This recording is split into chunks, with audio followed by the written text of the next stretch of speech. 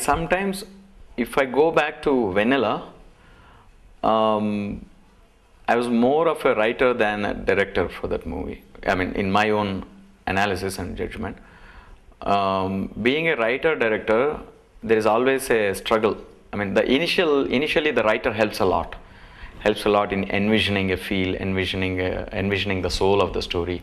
That part is very strong. I mean, strongly helpful for a director to associate it with that vision organically with the story.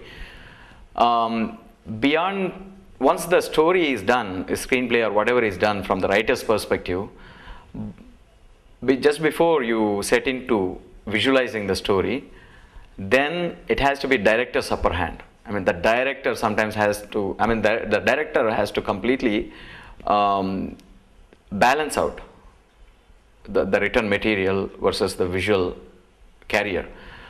So that struggle is a very very challenging for a writer-director. So many times there is always this chance of sometimes the writer dominating, sometimes the director dominating. So in my case, I felt the writer dominated me in Vennela, and also there were a lot of first-time filmmakers struggles that also didn't have enough freedom. So I would say I was only at 25%, 30% successful as a director, and I would say 70% successful as a writer in that film. Luckily, everything that happened for Vennela happened within US, back in US, because the story itself is based off of US. And then all our small network, it was a very small, like professionals, I mean other professionals like engineering, IT professionals, who always had this part of their heart with movies. So they all coming together and trying to boil up a movie. So that's how that happened. I'm pretty much like many areas, pretty much the whole team was amateurish and whatever. So luckily the making part of Vennela didn't have any support from anybody or any part of this industry, Telugu industry. After making Vennela, we came here. That's when we started connecting with the distribution networks or whatever. That's when we started seeing the world, how it carries into our theaters. After that, fortunately, we got decent recognition with the film, and then that kind of gave us worked out few acquaintances for us, and still our acquaintances are not deep rooted into the industry, but of course they are helping Prasthanam in a big way, rather than Prasthanam being first movie. We live with Telugu people all the time, even back in US, because our family is Telugu, our friends are Telugu, and we always keep talking to people. So English is something that you only use maybe 50% of the time in US. The rest of the time you are with Telugu. On top of it, main key thing for a writer, I mean for a screenwriter at least, is kind of finding a knack of reading how people talk. Generally, that doesn't need a very deep literary knowledge for screenwriting at least. The only thing, and definitely there will be quite a few occasions where you need to find some beautiful rhythmic words to convey your meaning or whatever through a dialogue or through a lyric. Those times, language is only a means or medium. As long as you're decently connected with any language through your life, you will always figure out ways to find words for your expression. So that part just comes automatically as long as your struggle is forceful enough. Prasthanam, I would say it is zero faction and zero Viplavam, like Viplavam, so-called Viplavam, the way we read it in this society today. And it is like 100% character, and it's 100% a story, a human story.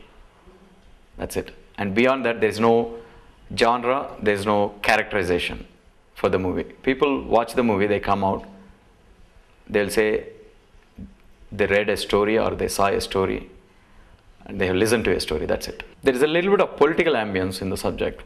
So that's kind of raising questions. So is it about, again, Viplavam, like a social issue మీదనా, లేకపోతే ఇప్పుడు జరుగుతున్నాయి, ఎన్నో జరుగుతున్నాయి మామూలుగా. There is always some fire, I mean big fires. All that material is outdated in my view, in the sense it's only on a very surface level.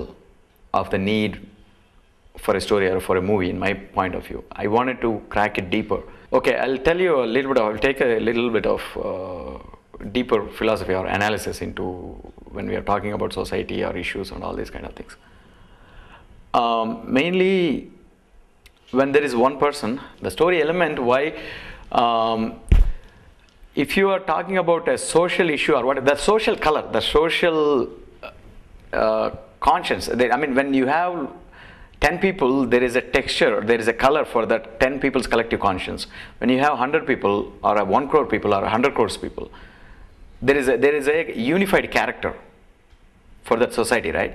But it all boils down to an individual soul's, the brick's character. So when somebody comes to me and like talks about the political system is screwed up in this country, or that guys, the police department is screwed up, this. Fuck you, you're also screwed up. You're part of this country. So all that is you are all that. Everybody owes a listening to that. But what I mean to say is the fundamental brick level character reflects a lot about that society. Okay, so now I don't want to deal with any of this externalization. I don't want to externalize things. So that's where I left taking up an issue, a social issue, or these kind of things. I mean, you can talk about this, you can get frustrated, you can make people frustrated, you can build anger in them, and you let them walk out. అంతా like అందరినీ వీళ్ళందరినీ నరికేస్తే దేశం బాగుపడుతుందనో లేకపోతే ఒక military rule తీసుకొస్తే దేశం బాగుపడుతుందని it's all radical thinking. That's also fundamentally wrong to say. So I forgot all those things. Prasthanam is basically nothing but 3 different characters. Sharvanand, Sai Kumar sir's Loki's character, Sai Kumar sir's, and Sandeep Kishan's character. So the way I spread out the 3 colors of basic human characters that I see, that I read in my life. One is like a very morally idealized character in Sharvanand's character. A very humanistic, pragmatic character in Sai Kumar's character, Loki character. And a very explosive, volatile, chaotic chaos in Sandeep Kishan's character. So that's how the characters were streamlined. And then I wanted to start with an epic kind of story, where there is a little bit of attempt towards a Shakespearean poetry about human character and soul. If you want me to tell you a very loose, long back inspiration, the struggle where it started was some of the Shakespearean works like Hamlet, Othello, or these kind of things, where you can't call what they are, but they are life. They reflect a lot of human character and soul. So that's where this struggle started. So this whole story, okay, so there was a village, there was a family, a legacy-based family. Okay.